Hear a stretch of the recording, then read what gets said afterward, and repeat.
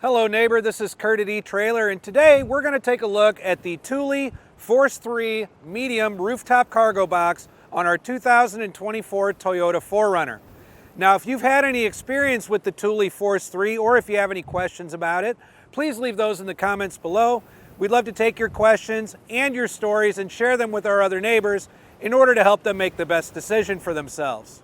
Now, being the owner of a 4Runner, you may be no stranger to adventure, and the only thing that really helps make your adventure complete and enjoyable is when you bring the right gear with you.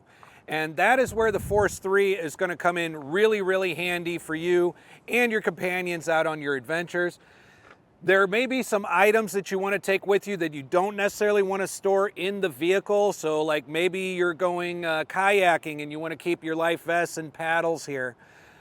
Maybe you've got some camping equipment like tents, sleeping bags, and some of those bulkier items that you just don't have room for in here that you want to keep up there as well. Or there may be instances when you're using the third row of your 4Runner, in which case you're going to run out of cargo space in the vehicle very quickly.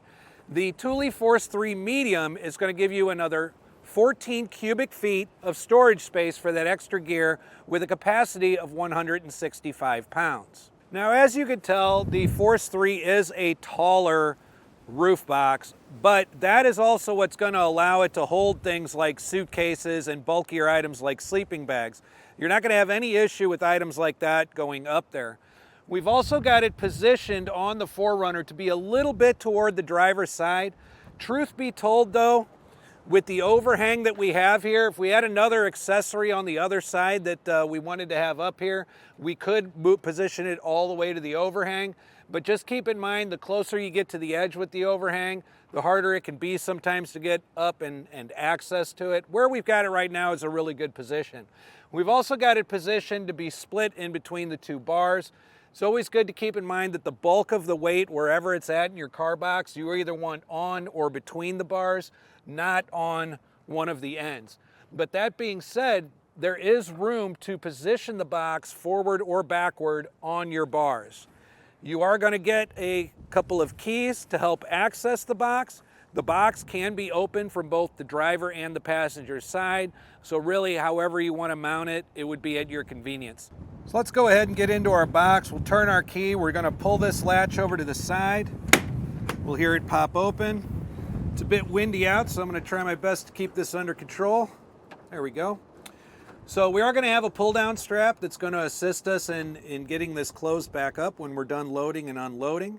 One of the things that I really like about this rooftop box too is that we've got 6 different tie-down points in here, and the box is going to come with an assortment of different lengths of ratcheting straps. This is really going to help us out when we've got several different items up here and we just kind of want to keep them from jostling around against each other.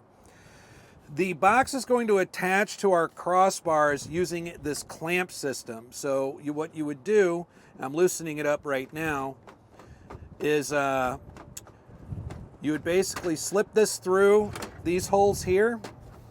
These are going to allow us to move it back and forth, but it'll click right into place when it's ready to be latched down. At that point, we'll go ahead and tighten it up. And the claws underneath are going to be grabbing around the crossbars. Now, it doesn't matter if you have arrow bars like we do today, round bars or square bars. These particular clamps are going to be able to work on any of those so that you can use this roof box. So it's also great because it's generally square. We do have a little bit of a taper toward the nose and toward the rear, but overall this doesn't nearly have as much taper as some boxes I've seen, which can make it difficult loading up certain size and shapes of different items. Not all of them are totally compatible. I feel like in this box, with the height and the fact that it doesn't taper too aggressively, there's an awful lot of items that I'll be able to fit into this roof box, no problem at all. Now, the roof box, keep in mind, weighs about 38 pounds. So when you're calculating your rooftop cargo, make sure you factor that in to whatever your crossbars can hold. As we close it, you heard that latch back into place. That's how you know that every point is secure. We're now able to lock it and get on the road. So as you can see, it's going to be very easy to install and give you plenty of room to carry your gear. So let's talk a little bit aesthetically about how this looks on our 4Runner. I really do like this matte finish diamond pattern that's on the box. I think it gives it a little bit of a rugged appeal, and mixed with its kind of contemporary overall design, I do think that that's really a perfect fit for a vehicle like a Toyota 4Runner. I do want you to keep in mind though that the 4Runner, being already a bit of a taller vehicle, this is a bit of a taller box. So be very, very conscious of that whenever you're pulling into your garage, or maybe some of those other areas with low clearance, or a public parking garage as well.